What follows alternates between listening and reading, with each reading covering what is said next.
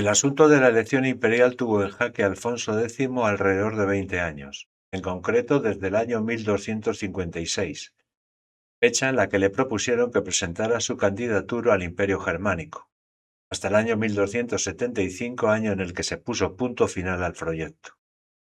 La familia Stauffer desde el año 1137 estuvo al frente del imperio, siempre enfrentado con Roma. Su disputa tenía un trasfondo político y territorial en Italia. Así se crearon dos bloques ideológicos, el gibelinismo y el güelfismo. El gibelinismo estaba liderado por los Stauffer. La autoridad estaba asociada al emperador sin concesiones, con gobiernos fuertes, centralizadores y enfrentados al poder eclesiástico. El güelfismo estaba liderado por Francia, por los Capeto. El poder era respetuoso con los privilegios de la nobleza, mantenía buenas relaciones con la Iglesia y estaba abierto a las libertades de las ciudades. En el año 1250 moría Federico II, excomulgado por el Papa Inocencio IV, y lo declara depuesto del cargo de emperador en 1245.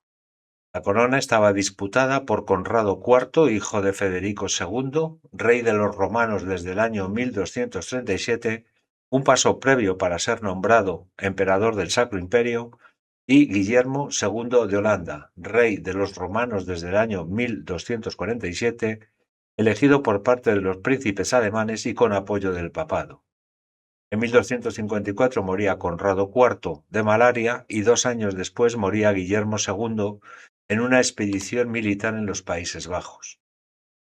La fragmentación del imperio estaba políticamente rota, sin un candidato con autoridad suficiente para imponer el control sobre los principados alemanes que actuaban de forma independiente.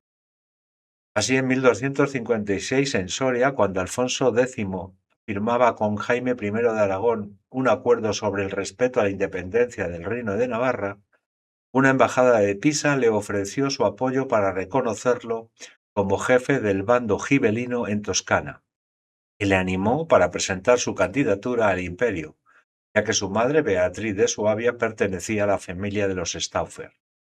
A cambio, Alfonso X se comprometía a ayudar a Pisa en su enfrentamiento con Florencia y Génova, apoyado por Carlos d'Anjou, hermano de Luis IX de Francia, hacer concesiones al comercio si Alfonso X era nombrado emperador o rey de Sicilia, y dar privilegios especiales a los comerciantes pisanos en la corona de Castilla.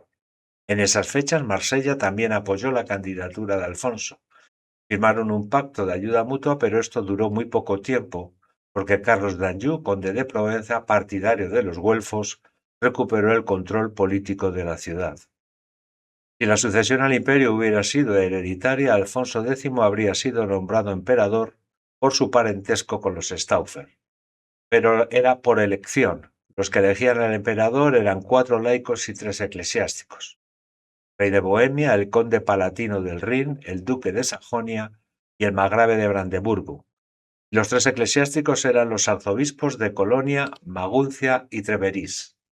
Se presentaron 2 candidaturas, la de Alfonso X y la de Ricardo de Cornualles, hermano de Enrique III de Inglaterra. En un principio las cosas pintaban bien para Alfonso X.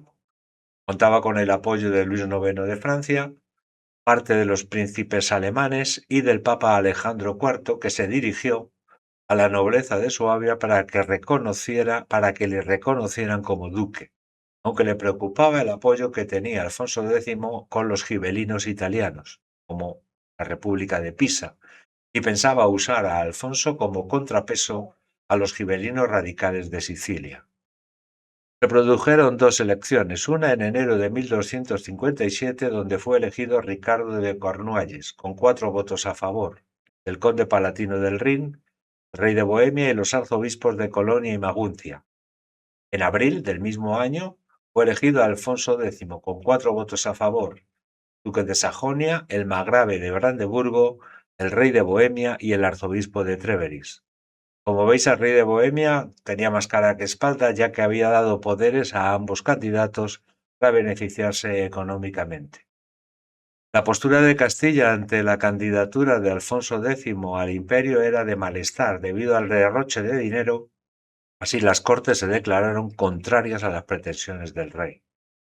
En 1259 el papado cambió de criterio, por la apuesta tanto de castellanos como aragoneses por el bando gibelino. Se puso en manos de Francia ofreciendo a Carlos de Anjou el reino de Sicilia ante la oposición de Luis IX, ya que consideraba que era una apuesta peligrosa.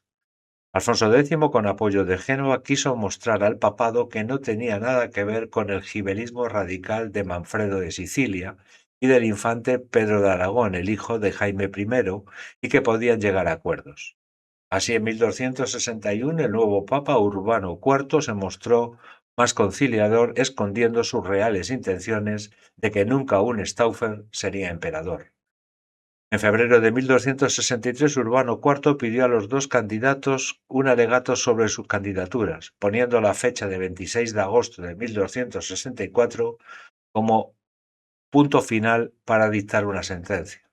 Pero Urbano IV la pospuso y estableció un nuevo plazo, octubre de 1264, no se llevaría a cabo porque en ese mes de octubre moriría. Cuanto más Alfonso insistía en sus promesas de no dar apoyo a los gibelinos, su candidatura perdía fuerza. Así, en julio de 1267, el Papa Clemente IV declaró que no creía en la efectividad de los derechos de Alfonso al imperio. En abril de 1277 moría Ricardo de Cornualles. Alfonso X pensó ahora o nunca, pero Gregorio X no era nada favorable a su candidatura. Al año siguiente, Alfonso X asiste al Concilio de Lyon para resolver el pleito imperial. No consiguió nada Gregorio X y le invitó a desistir de sus pretensiones porque ya había elegido su candidato, Rodolfo de Habsburgo. En septiembre de 1274, Rodolfo fue reconocido como emperador por el Papa y en mayo de 1275, Alfonso X renunció a su candidatura al imperio y pidió una concesión económica de un 10% de los ingresos de la Iglesia por los grandes dispendios que había realizado. No se le concedió.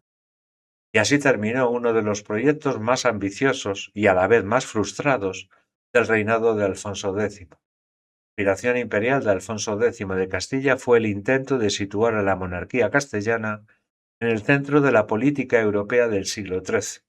Durante años su candidatura al trono más allá de la península ibérica. Ciudades italianas, príncipes alemanes y la propia curia papal jugaron un papel decisivo en un escenario donde el poder no se heredaba únicamente por sangre, sino que se negociaba, se compraba y en muchas ocasiones se perdía, como fue el caso de Alfonso X el Sabio.